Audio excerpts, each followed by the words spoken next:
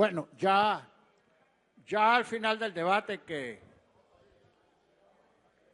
la inmensa mayoría de la Cámara estima que ha sido pertinente y fructífero, porque hemos escuchado las opiniones de los diferentes sectores políticos, es necesario ubicar la pertinencia misma del debate. Yo he escuchado en el curso de algunas intervenciones una especie de confusión por mala lectura o mal entendimiento de la Constitución, confundiendo juicio o proceso de evaluación política con juicio para destituir al presidente, lo cual es procedente ante el Tribunal Supremo de Justicia. Son dos cosas distintas. La responsabilidad penal o civil la fijan los tribunales en sus distintas instancias. La responsabilidad administrativa la fija la Contraloría General de la República. Y la responsabilidad política la determina y la asigna la Asamblea Nacional después de su evaluación. Yo no voy a discutir, diputado, porque usted de Derecho no conoce ni la O por los redondos. Usted no se ha graduado de abogado ni en la Universidad de la Vida.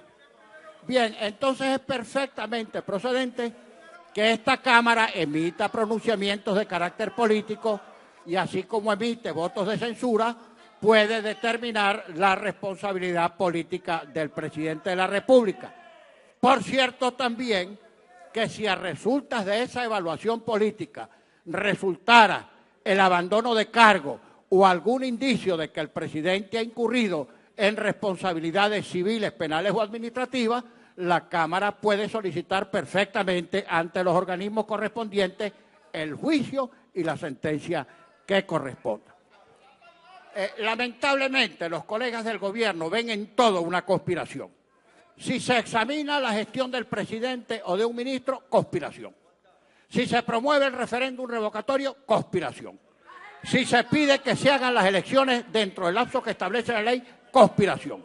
Si esta Cámara se opone a que se prorrogue inconstitucionalmente un decreto de emergencia económica, conspiración. Todo es conspiración. Todo es una especie de confabulación, de concertación de la oposición con fuerzas internas y externas para derrocar el sacrosanto gobierno de Nicolás Maduro. Y no se trata de eso. Se trata simplemente de que esta Cámara está traduciendo, percibiendo lo que ocurre a lo largo y ancho de todo el país, incluso al pueblo chavista, que es tan pueblo venezolano como todos los demás, que se queja permanentemente de esta situación que va de peor a pésimo. Escuché, por cierto, el muy habilidoso discurso del diputado Héctor Rodríguez, que trató de desviar el debate hacia allá. Yo no tengo complejos en reconocer las cosas. Trató de desviar el debate hacia allá, pero no nos vamos a desviar hacia allá. No nos vamos a desviar hacia allá y no nos vamos a salir del meollo del debate que hoy estamos planteando y que es perfectamente pertinente. Por cierto, diputado Rodríguez, dos advertencias o dos observaciones más que advertencias. En primer lugar, muchos proyectos políticos han sido para durar miles de años. El Reich alemán, por ejemplo, fue concebido por Adolfo Hitler para durar 1000 años y duró apenas 12. Se desplomó, se derritió en la tragedia que todos conocemos. Y su proyecto se va a derretir, como ya se lo dije en la pasada sesión, máximo, si es que este gobierno, con todas las trapisondas y todos los obstáculos para evadir la consulta popular, máximo llegará al 2018. Y ahí se acabó. Porque al consultar la voluntad popular, se acabaron estos 18 años o 20 años de gobierno de lo que ustedes denominan la Quinta República.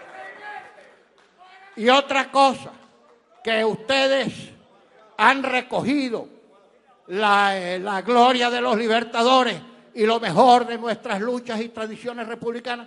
Lo único que ustedes están recogiendo en este momento, diputado Rodríguez, es la rabia de Venezuela, la enorme rabia de Venezuela por todas las consecuencias que Venezuela ha padecido al cabo de este gobierno. Nosotros hemos venido diciendo que este gobierno, que ya no se soporta con votos porque no los tiene, y tan no los tiene que elude toda consulta popular, es lo que han hecho con el referéndum revocatorio, se sostienen con tres cosas. Se sostienen con las sentencias de un tribunal que avergüenza no solo nacionalmente a nuestro país, sino que avergüenza internacionalmente. Se sostienen con las decisiones de la sala electoral que evita consultas populares para evitarle derrota al gobierno. Y se sostiene con las decisiones del alto mando militar a la que ya me voy a referir. El ministro de la Defensa, no le tengan miedo a esto, el ministro de la Defensa, el general Padrino, omití lo de general, el general Padrino ayer dio unas declaraciones advirtiendo que las Fuerzas Armadas Nacionales Bolivarianas no admitirían que la Asamblea Nacional incumpla con la Constitución. Y después dijo que la Fuerza Armada Nacional no le admite a nadie el incumplimiento de la Constitución, incluida la Asamblea Nacional. Yo quisiera ahorrarme palabras. Ojalá este ministro que avergüenza a las Fuerzas Armadas se saliera de los cuarteles y aceptara los retos a un debate público en cadena nacional de radio y televisión, a ver si ronca como ronca cuando está armado y en el seno de un cuartel. ¿Qué va a hablar? ¿Qué va a hablar de respeto a la Constitución si se ha convertido en el principalísimo alcahuete de la violación reiterada de la Constitución por parte de este régimen? ¿Qué va a hablar de respeto a la Constitución? Un ministro que volteó la cara cuando el gobierno de Chávez, en una reunión del Grupo de Río, incurrió en estoppel al renunciar a la histórica reclamación de Venezuela sobre el territorio Esequibo. ¿Qué va a hablar de violación de la Constitución?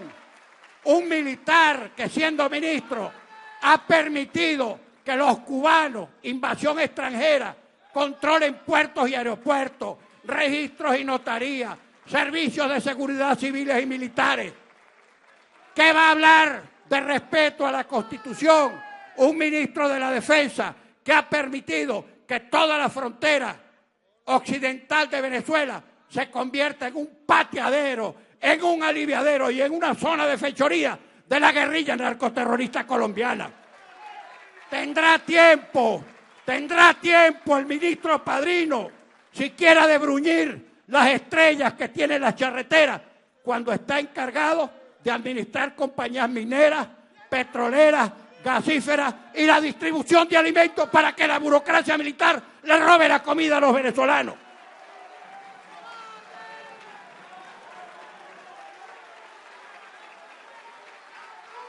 Que acepte un debate y no hable tanta bobería. Lo último que ha dicho el insolente ese, el irresponsable ese, es que si vamos a la OEA, que si recurrimos a un organismo extranjero para propiciar una invasión, no sé, ¿será que nos va a poner preso?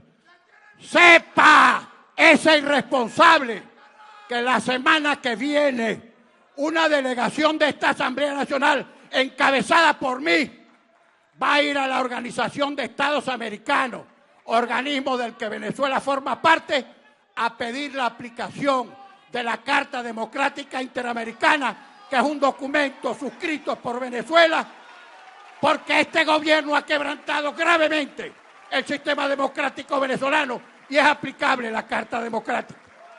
Que no nos amenace tanto, que vamos a ver si es verdad que nos va a prohibir la salida del país o que a nuestra llegada nos va a poner presos. Que si las tiene, que se atreva. Que si las tiene, que se atreva.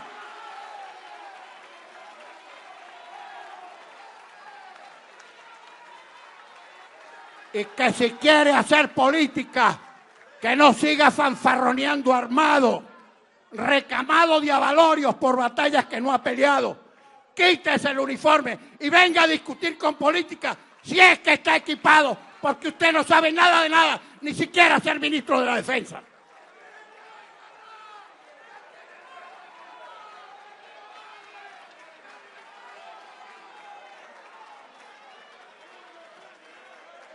Basta, basta de amenazas y de acechanzas.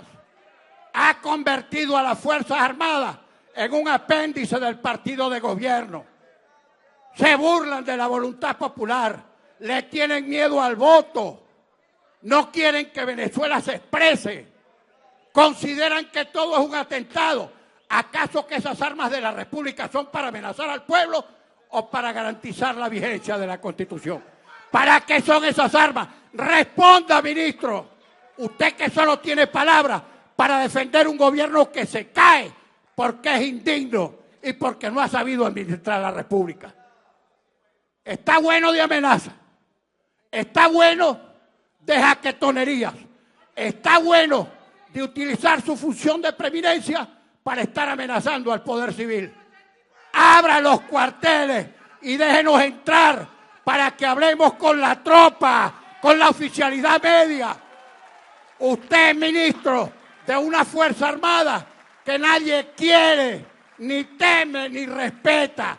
Eso es lo que ha logrado hacer usted como ministro de la Defensa. Nosotros aquí vamos a votar el proyecto de acuerdo que presentó el diputado